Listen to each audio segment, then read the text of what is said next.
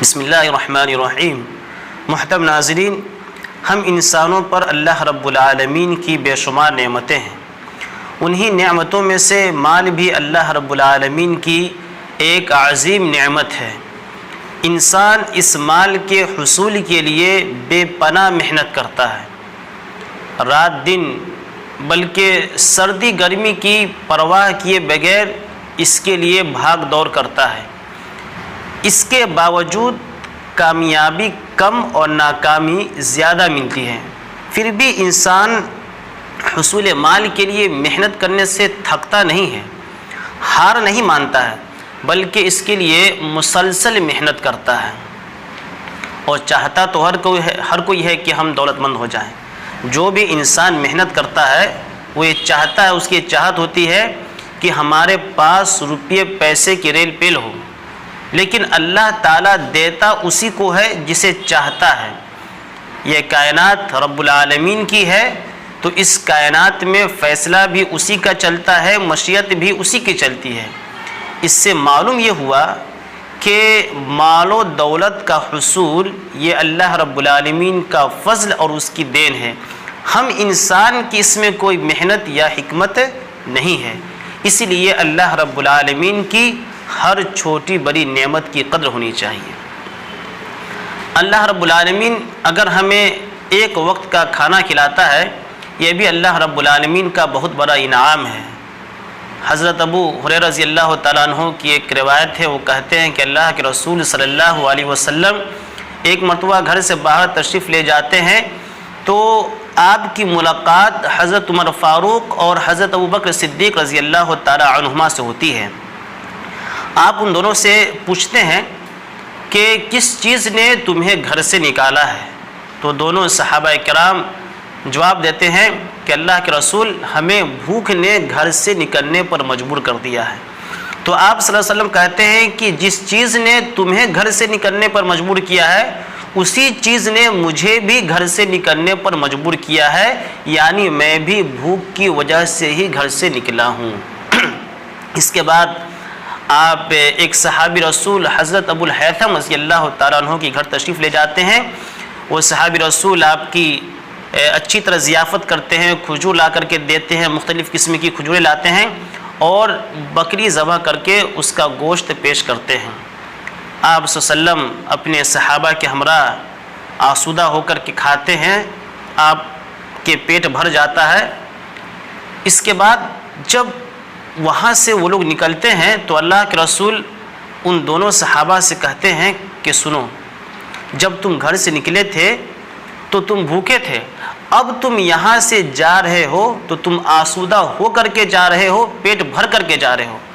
اس کے بعد آپ نے ارشاد فرمایا، والذی نفسی بیدہ لتسألن عن ھذا النعیم یوم القیامہ، رواہ مسلم، کہ قسم اس ذات کی جس کے ہاتھ میں میری جان ہے، تم سے اس نعمت کے بارے میں قیامت کے روز ضرور سوال کیا جائے گا، ضرور پوچھا جائے گا۔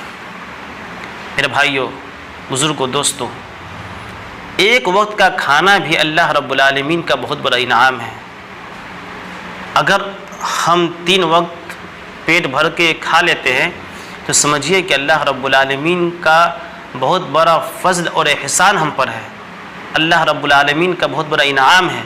اللہ تعالیٰ اگر چاہے تو ہمیں بھوکا رکھ دے، اور ہم اللہ تعالیٰ کا کچھ بگاڑ بھی نہیں سکتے، ہم اللہ کا کیا کر لگے، کچھ نہیں کر سکتے ہیں۔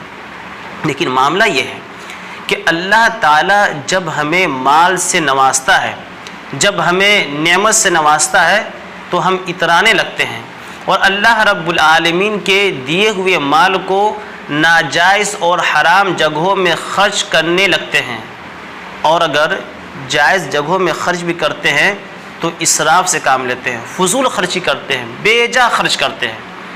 ہم یہ بھول جاتے ہیں کہ یہ مال دینے والا اللہ رب العالمین کی ذات ہے، تو جب اللہ رب العالمین نے ہمیں یہ مال دیا ہے، ہمیں یہ نعمت دی ہے، تو اس مال کو ہم خرچ بھی اللہ رب العالمین کی مرضی کے مطابق کریں۔ ہم اللہ کی پکڑ کو بھول جاتے ہیں اور بے دریغ خرچ کرتے ہیں، بے جا خرچ کرتے ہیں۔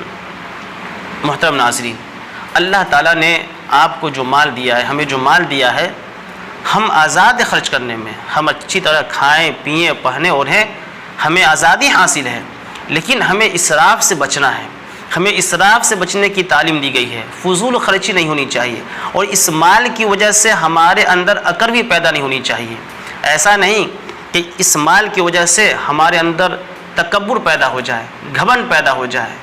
اللہ کے نبی صلی اللہ علیہ وسلم کی حدیث ہے، بخاری شریف کی روایت ہے، کلوا واشربوا والبسوا وتصدقوا فی غیر اسراف ولا مخیلہ، کہ کھاؤ پیو پہنو اڑو صدقہ کرو، لیکن اسراف سے بچتے ہوئے اور تکبر سے بچتے ہوئے۔ اسی طریقے سے عبداللہ بن عباس رضی اللہ تعالی عنہما کا قول ہے، کل ما شئت والبس ما شئت ما اخطأتک اثنتان سرف او مخیلہ، کہ جو کھانا چاہتے ہو کھاؤ، جو پینا چاہتے ہو پیو، لیکن دو چیزوں سے بچ کر رہنا۔ ایک تو اسراف نہیں کرنا، فضول خرچی نہیں کرنی ہے، اور دوسری چیز تکبر نہیں تمہارے اندر پیدا ہونا چاہیے، تمہارے اندر گھمنڈ نہیں پیدا ہونا چاہیے۔ اس مال کی وجہ سے ایسا نہ ہو کہ تم دوسروں پر رعب جمانے لگو، تم اس مال کی وجہ سے اپنے سے غریب لوگوں کو کمتر اور حقیر جاننے لگو، اور اس پر اپنا رعب اور اس پر اپنا تسلط جمانے لگو۔ ایسا نہیں ہونا چاہیے۔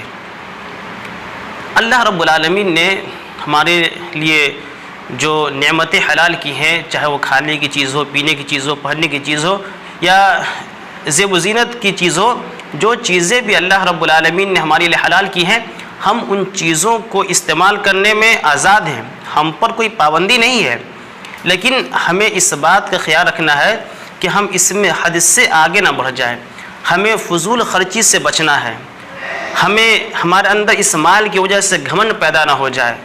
اللہ رب العالمین نے جو مال ہمیں دیا ہے، اس مال کو ہم اپنے ذوق، اپنے معیار، اپنی استطاعت اور اپنی ضرورت کے مطابق خرچ کر سکتے ہیں، ہم خرچ کرنے میں آزاد ہیں، لیکن دو باتوں کا ہمیشہ خیال رہنا چاہیے، ایک تو فضول خرچی نہیں ہونی چاہیے، اور دوسری چیز یہ کہ اس مال کی وجہ سے ہمارے اندر تکبر پیدا نہیں ہونا چاہیے۔